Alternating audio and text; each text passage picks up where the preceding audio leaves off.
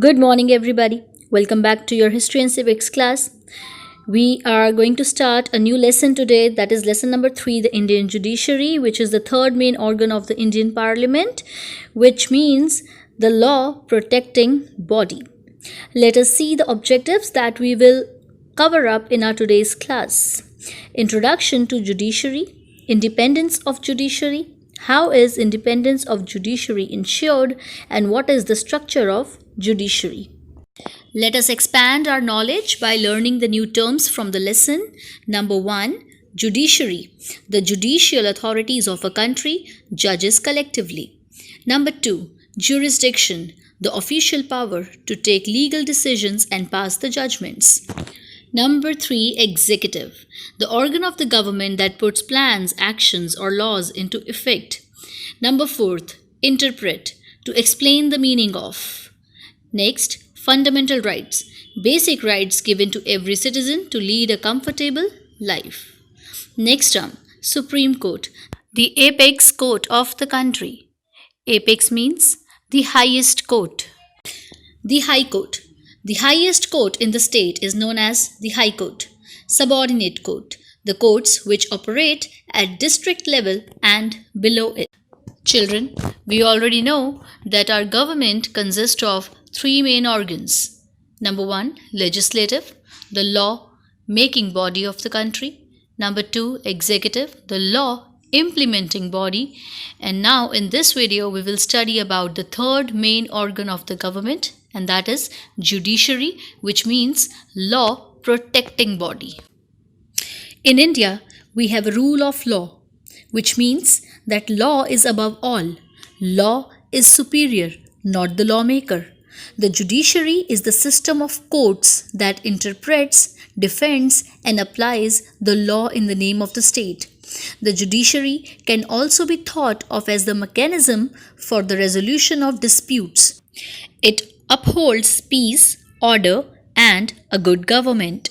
You may come across different incidents in your social surroundings where people approach the local courts, High Court, or the Supreme Court. The rule of law governs the country of India. The judiciary is an important part of our government and plays a critical role in the way our democracy works. Democracy means government by the people, of the people, for the people. It is that branch of the government which administers justice according to law.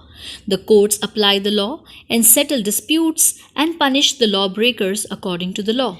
It plays a crucial role in protecting the fundamental rights of a citizen because anyone can approach the courts if they believe that their rights have been violated.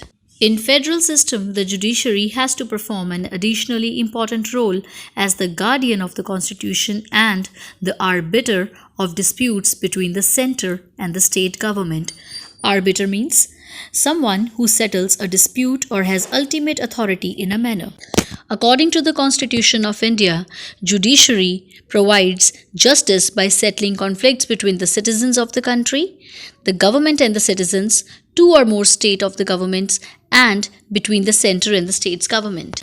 We will take 2 examples here. One is the dispute between the state and the dispute between the center and the state government, to make our point even more clearer. The sharing of water of the Kaveri river has been the source of a serious conflict between the 2 states of Tamil Nadu and Karnataka. The water sharing dispute of the river between Karnataka and Tamil Nadu dates back to the British Raj. Next, an example of center and state government dispute. The states make notable contribution to the development of the private corporate sector. They provide an integrated infrastructure for industrial development in the form of power, water, roads, factory shed, and even raw materials.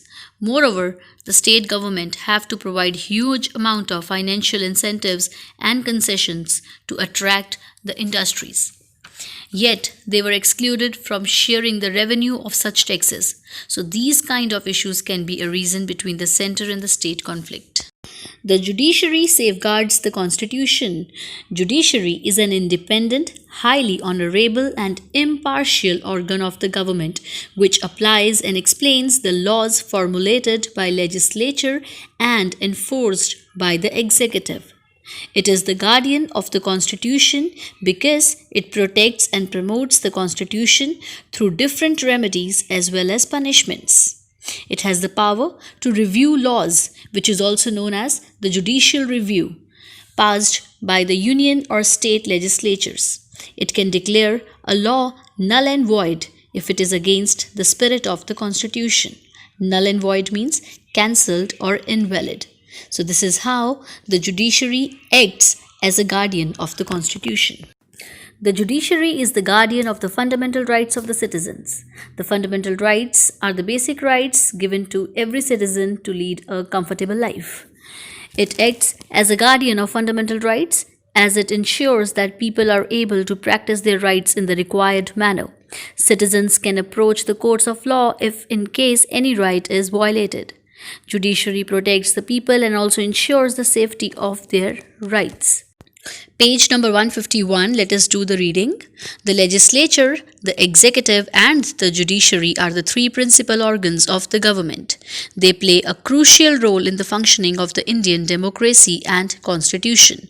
Democracy means government by the people, of the people, for the people. And constitution means set of rules and regulations according to which a country is governed. The judiciary provides justice by settling conflicts between citizens, the government and the citizens, two or more state governments, and between the center and the states. The judiciary safeguards the Constitution. It is the final authority to interpret the provisions of the Constitution. Interpret means to explain the meaning of. So, it is the final authority to interpret the provisions of the Constitution. When a law passed by the Parliament violates a provision of the Constitution, violates means to break, the judiciary declares it unconstitutional. The judiciary also protects the fundamental rights of the citizens. Fundamental rights are the basic rights which are given to the citizens to lead a comfortable life. It ensures that no one is punished unless she or he is proven guilty by the court. Guilty means having committed an offense. Independence of judiciary.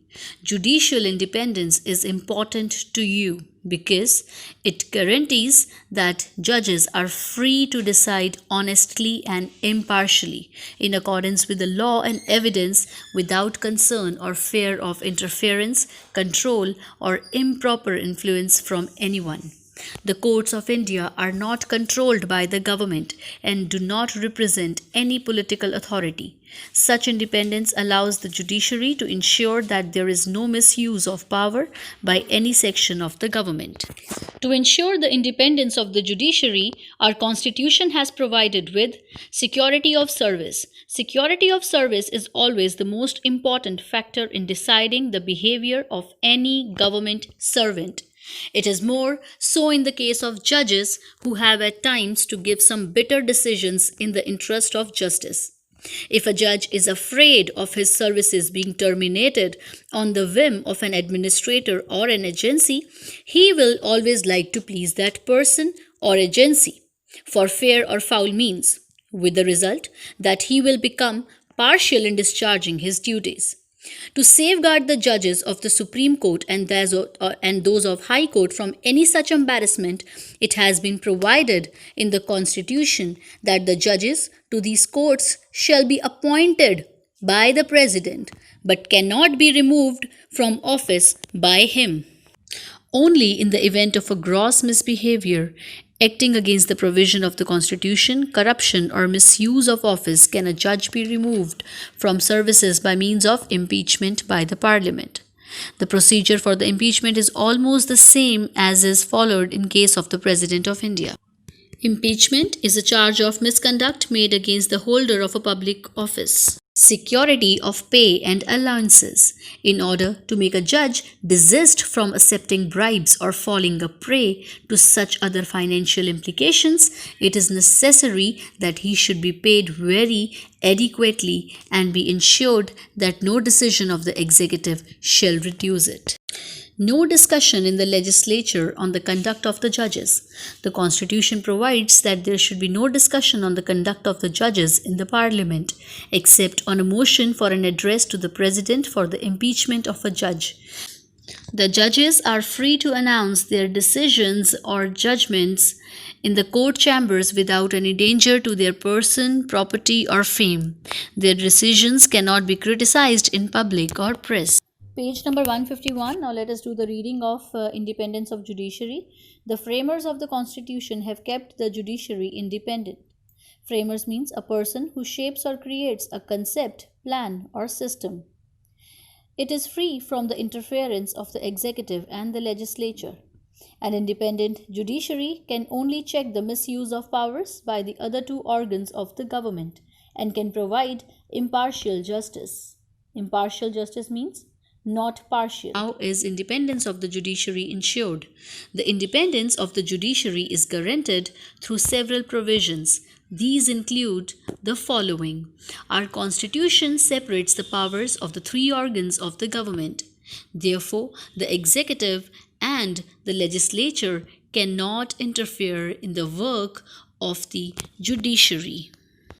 It means that the judiciary has been kept independent so that it may give impartial decisions and its verdicts are not influenced by the executive and legislative bodies.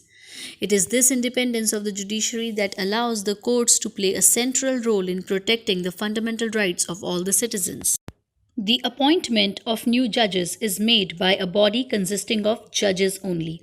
The executive does not play any important role here.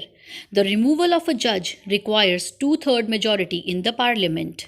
It means a judge shall not be removed from his office except by an order of the President passed after an address by each House of Parliament, means Lok Sabha and Rajya Sabha, supported by a majority of total membership of that House and by a majority of not less than two-thirds of the members of that House present and voting. The tenure of the judges is fixed. For example, the judge of a Supreme Court retires after attaining 65 years of age. The primary goal of life tenure is to insulate the office holder from external pressures. Their salaries and allowances are not dependent on the government's decision. They are given through a constitutional provision. Article 104 Draft Constitution 1948 provided that neither the salary of a judge nor his rights in respect of leave of absence or pension shall be varied to his disadvantage after his appointment. A constitutional provision is a specifically designated rule or law within a nation or state's constitution. Provisions cannot be changed through court or common law, regardless of the circumstances that may arise. Structure of judiciary. India has a single integrated judicial system. The judiciary in India has a pyramid structure with the Supreme Court at the top. High courts are below the Supreme Court and below them are the district and subordinate courts. What is the meaning of single integrated judiciary? It means all the administration in courts has to be based on same principle and has one apex court. We have a single integrated judicial system for the whole country. Each lower court is subordinate to its higher one with the Supreme Court at the top. Thus, the Supreme Court is the highest court of appeal in India. Supreme Court and the High Court acts as the court of record also. All the decisions or judgments issued by the Supreme Court or High Court are duly printed and kept in record for future references in the court as well as for the use of lawyers in their pleadings. Pleadings means argument or to have debate. Important decisions by the High Court of the land are also kept in record for future references by the Supreme Court. Page 151, the structure of judiciary. The Supreme Court is the apex court. Apex means the highest. The high courts and the subordinate courts function under the directions and control of the Supreme Court. The Supreme Court and the high courts are the court of record. It means their verdicts are documented. Verdict means the finding or decision of a jury on the matter submitted to it in a trial, and documented means record in written. In India, we have a single and united judiciary. This implies that one can travel from the lower courts to the higher courts through appeals.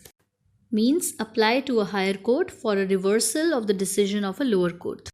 Alright children, that's it for today's class. Let us quickly see the objectives that we have done in today's class. We have learnt about the meaning and the introduction to judiciary. Then we have learnt about the independence of judiciary and the structure of judiciary. Read page 151, learn the technical terms on the same page given at the top, do the related back exercises, follow the school link for YouTube videos. Thank you.